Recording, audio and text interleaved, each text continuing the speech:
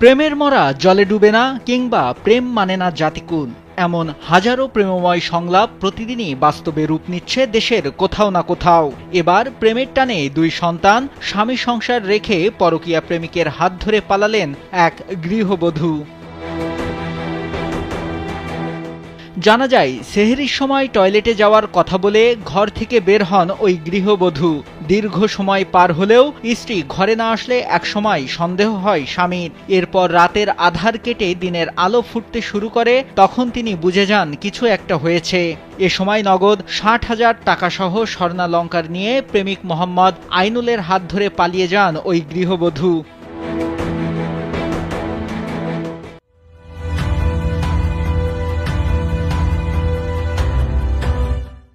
জামালপুরের মেলান্দহ উপজেলার ৬ নম্বর আন্দ্রা ইউনিয়নের গোজামানিকা গ্রামে এই চাঞ্চল্যকর ঘটনা ঘটে। পালিয়ে যাওয়া ওই গৃহবধূ একই গ্রামের সুলাইমান বাবুর স্ত্রী। ২০১৬ সালে তাদের বিয়ে হয়। সুলাইমান বাবু ও ওই গৃহবধূর ৯ বছরের সংসার জীবনে জন্ম নিয়েছে দুই সন্তান। তবে এত বছরের সাজানো গোছানো সংসার ছেলে মেয়ে রেখে নতুন ঠিকানায় পাড়ি জমিয়েছেন। স্ত্রীর এমন কাণ্ডে হাউমাউ করে কাঁদছেন স্বামী সুলাইমান বাবু।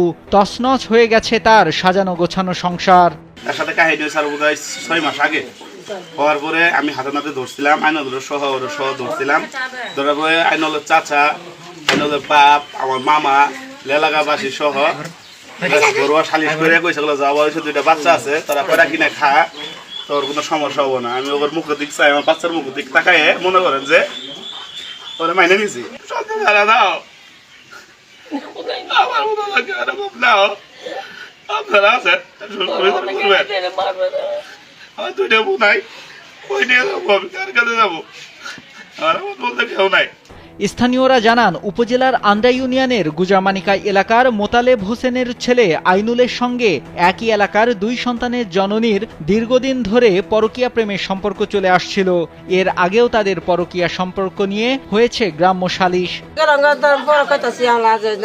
বাবু তুমি বড় নি হঠাৎ যে শনিকলে হয়ে হারছে, তাইলে পুনঃ 2টা মাইরে হবো, তুই নিয়ে ঘর সংসার করে খা। পরে মানুষজন ধরে পরে আমরা নেছি, নাইলে তো না ওই ঘটনা করতেই থাকে। এ বিষয়ে মেলান্দা থানার ভারপ্রাপ্ত কর্মকর্তা শফিকুল ইসলাম বলেন, ভুক্তভোগী স্বামী সুলাইমান বাবু নগদ টাকা সহ স্বর্ণালংকার চুরির অভিযোগ দায়ের করেছেন।